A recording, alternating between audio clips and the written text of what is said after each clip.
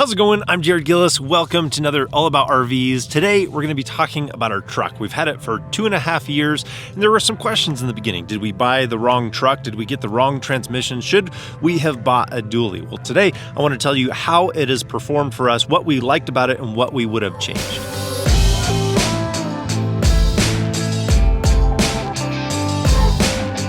So in the time that we've had this truck, it's been thoroughly tested. We've been from Arizona to Alaska to Florida to Maine to Washington to Southern California to Colorado. It's thoroughly been put to the test. So to start off with, I look at trucks as a tool. You want to get the right tool for the right job. And so when you're looking at a truck that's going to be a tool for the purpose that you have, make sure you get a truck with enough payload, enough towing capacity, enough power to safely tow what you have so that you fit in the parameters of that truck for the RV, the travel trailer, or the fifth wheel that you want to tow. This is a 2019 Ram 3500 four-wheel drive long bed. It has the diesel Cummins engine in it. It just has the standard transmission in it, the 68 RFE, and it is a single rear wheel. So the two things that I had as a big question is we only went with the standard transmission, and I was wondering how that would perform, and we went single rear wheel. Now, I know for a lot of people, having a single rear wheel in the back would be a no-go for them with the fifth wheel. But for us, it works out really well. For one, it's my preference. I prefer having a single rear wheel over a dually. I know there's some advantages to having a dually. Like if you were to have one of these go flat or one of them were to pop, you have an additional wheel back here, some redundancy so that you're not riding on the rim. We did have a flat in the back on our old truck when we were towing one time. It was some debris in the road, made it go 100% flat in a really short time as we were going over a bridge. And it wasn't that bad of a deal. It didn't feel like I was going to lose control. I'm more worried about having a flat in the front. If we were to have one of those blow, that would be much more difficult to control. But payload is the biggest benefit when you're looking at a dually, which we'll talk about soon. But for me, I like having the single rear wheel. It just makes it a little bit narrower of a vehicle. I know the mirrors still stick out, but I can tuck those in when I need to. And some of these narrow roads we go on, or maneuverability around curbs or in towns, because this is our daily driver, it's nice to be just a little bit more narrow, a foot actually on each side. So 2 feet narrower in the back with a single rear wheel compared to the dually. That's just my preference. The other thing that I really like about this truck is its four-wheel drive, because we use four-wheel drive often, at least on minimum is once a month. This last month, the last 30 days, we've put it in 4 or 5 times.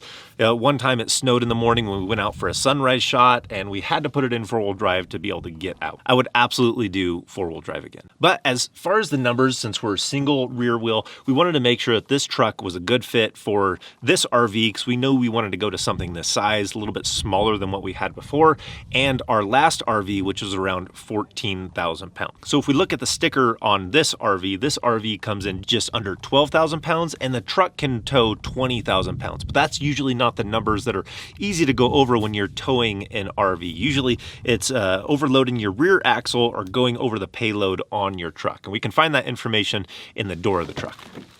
When you look at the payload numbers for this truck, it's at 4,528, which is a huge amount of payload for a single rear wheel truck. So that means that with this payload in this truck, it can handle the weight of the RV with everybody in here and a toolbox in the back, and we have no problems with weight on the truck. I think that's one of the numbers that is most overlooked for people with an RV with a fifth wheel or a travel trailer, is that payload number, or your back axle gets overloaded. So having the properly rated truck for your RV is key, and we definitely fit inside of those numbers. I'll put a link down in the description to the video that we did about weighing your truck, weighing your RV, and making sure that all your numbers are right, and the worksheet that goes along with that. It's very handy to be able to know that you're towing safe and responsible. Now, this is a truck that we just found on a lot, and it was a really good deal. So we didn't order this, we didn't build it, and we didn't have the opportunity to upgrade the transmission. So like I said, it just has the 68 RFE, not the Ison transmission. And so we were wondering how it would perform on the hills. It does have the exhaust brake, so going down the hills, it's performed really well. I hardly have to touch the brakes. It can maintain its speed, and I'm able to slow down if I need to for a corner. It's always felt safe going down the hills. And like I said, going up the hills, the transmission has felt solid. We haven't had any slipping. We've been very happy with the way that that's performed as well too.